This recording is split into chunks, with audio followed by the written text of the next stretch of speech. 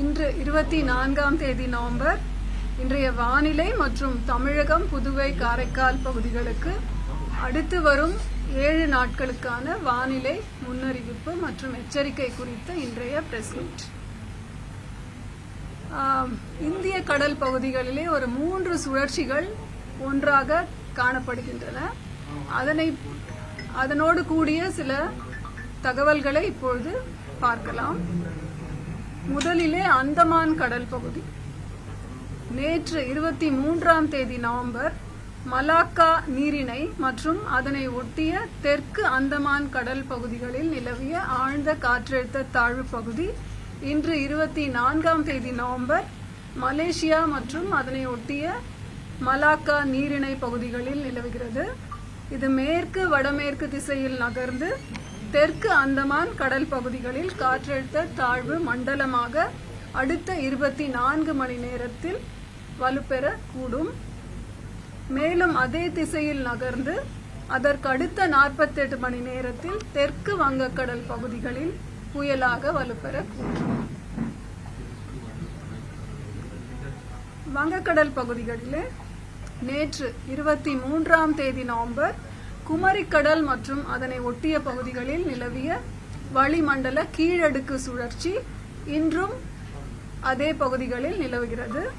இதன் காரணமாக நாளை குமரிக்கடல் மற்றும் அதனை ஒட்டிய இலங்கை, தென்மேற்கு வங்கக்கடல் பகுதிகளில் ஒரு காற்றழுத்த தாழ்வு பகுதி உருவாகும் வாய்ப்பு உண்டு.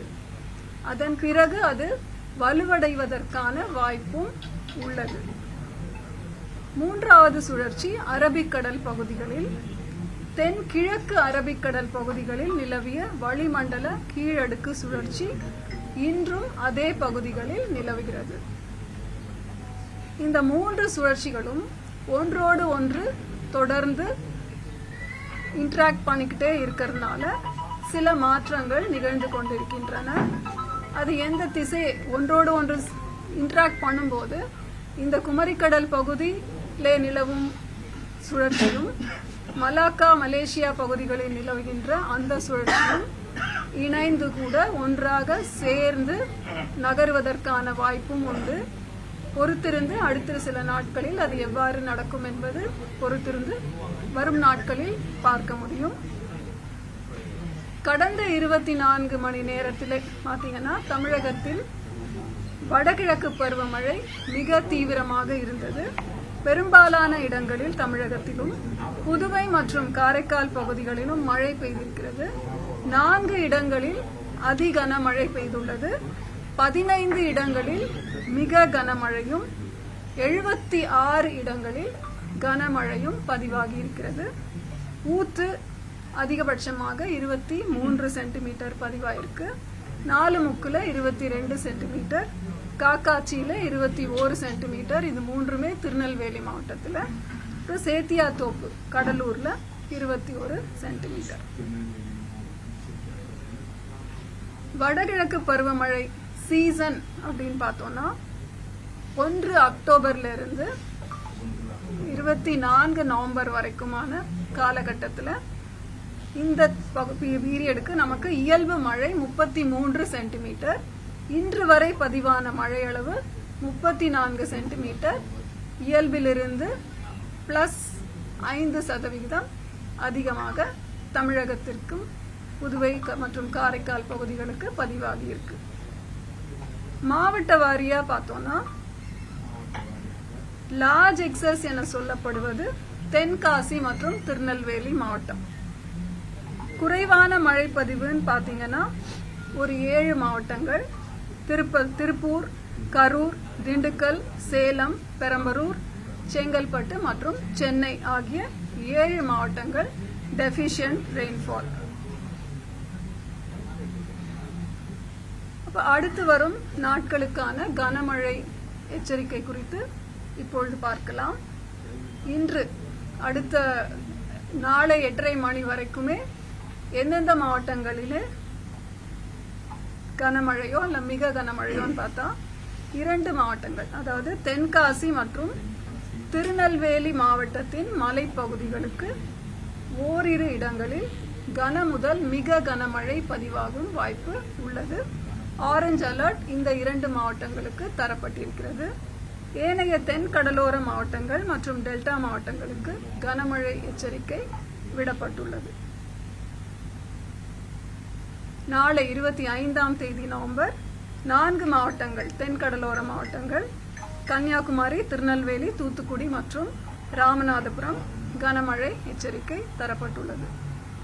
26ஆம் தேதி நவம்பர் தென் கடலோர மாவட்டங்கள் மற்றும் டெல்டா மாவட்டங்கள் 7 மாவட்டங்கள்.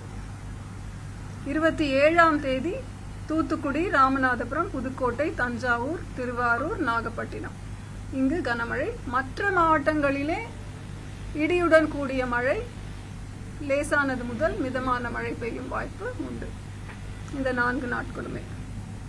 28ஆம் தேதியை பொறுத்த வரைக்கும், அதாவது இன்றைய தேதியிலே வளிமண்டலத்திலே இருக்கின்ற சுழற்சிகளின் மாற்றங்களை கண்காணித்து அடுத்து வரும் நாட்களுக்கான மழை குறித்து இந்த எச்சரிக்கை தரப்படுகிறது.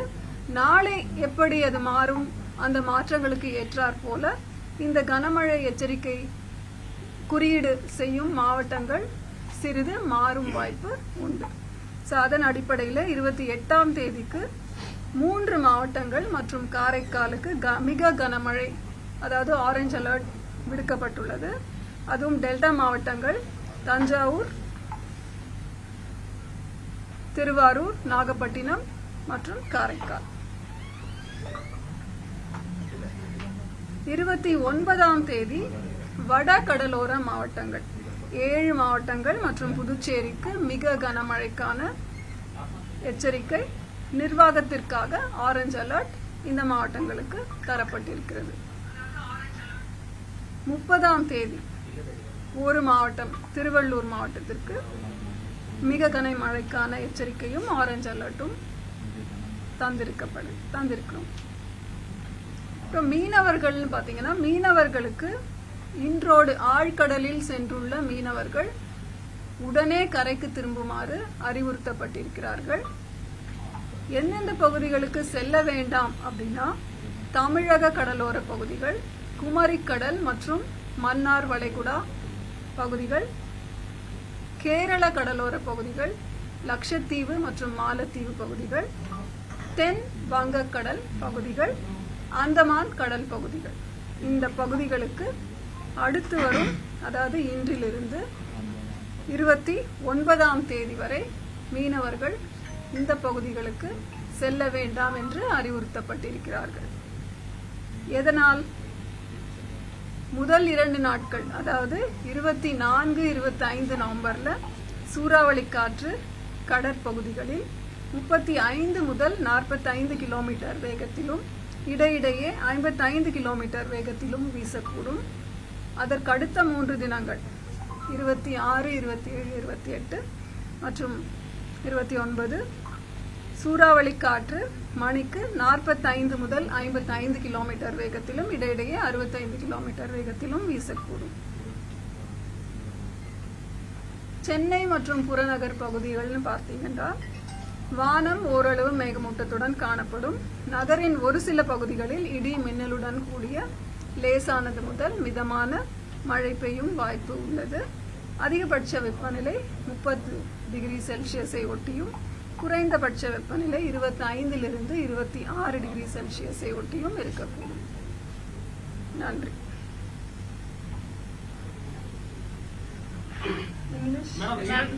அதிகனமழை எச்சரிக்கை வந்து தென் மாவட்டங்கள்ல நம்ம சில நாட்களாகவே கொடுக்கல. பட் கடந்த 2-3 நாட்களாகவே தென் மாவட்டங்கள்ல அதிகனமழை அப்படிங்கிறது பதிவாகி வருகிறது.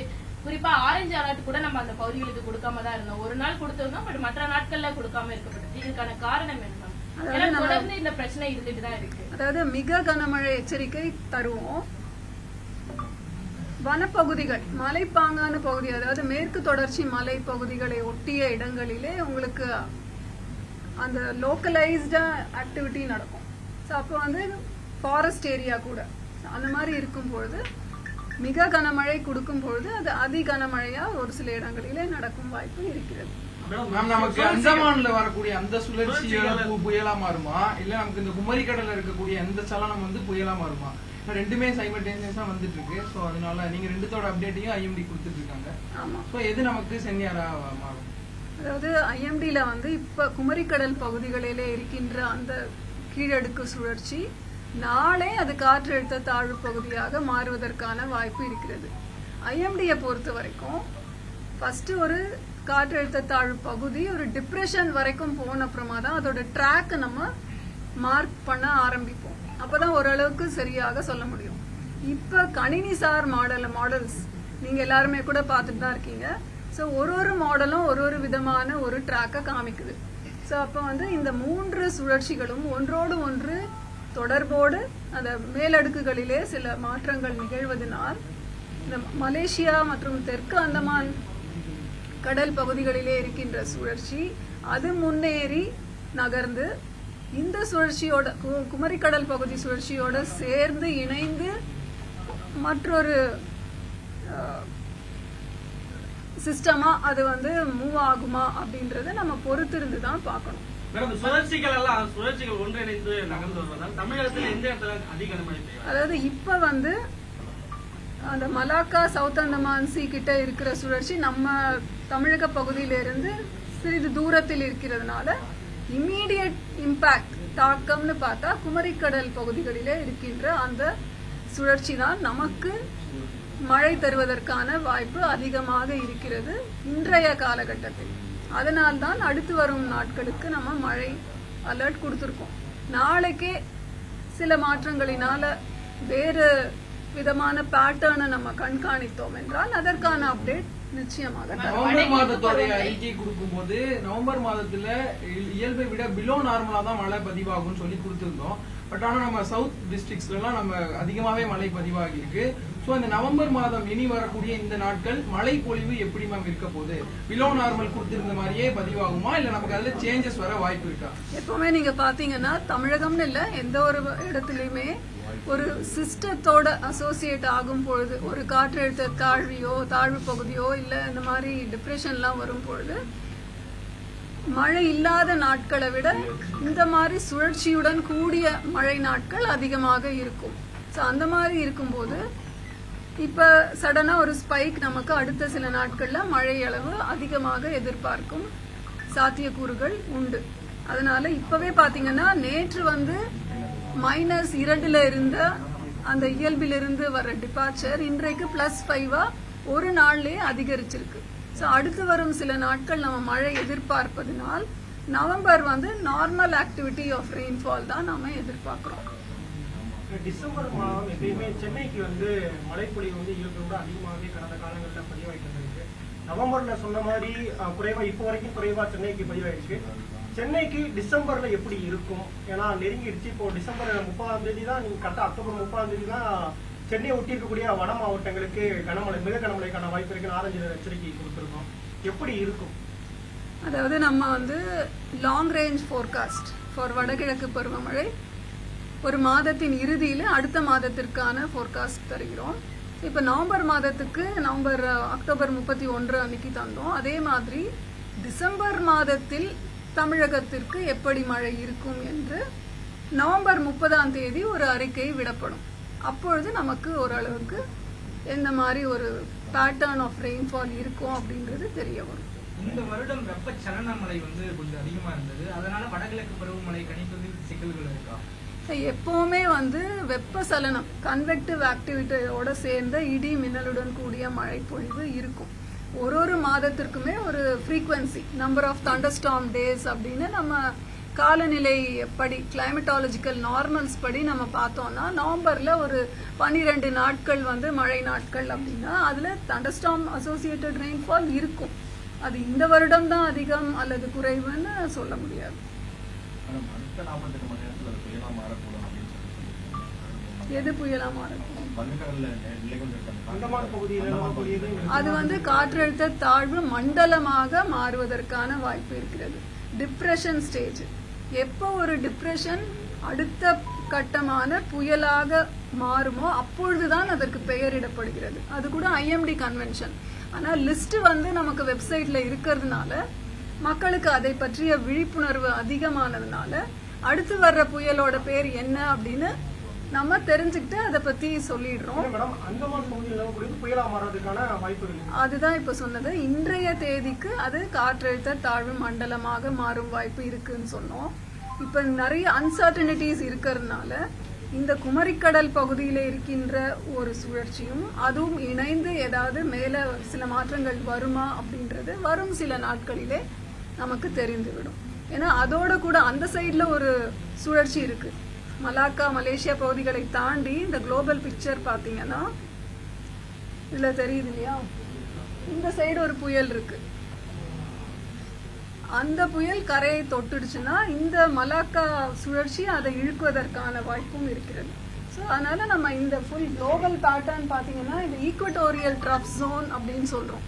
அதாவது கிழக்கு திசை காற்றும் மேற்கு திசை காற்றும் சந்திக்கும் இடத்துல தான் இத்தனை சுழற்சிகளும் நடந்து கொண்டிருக்கின்றன.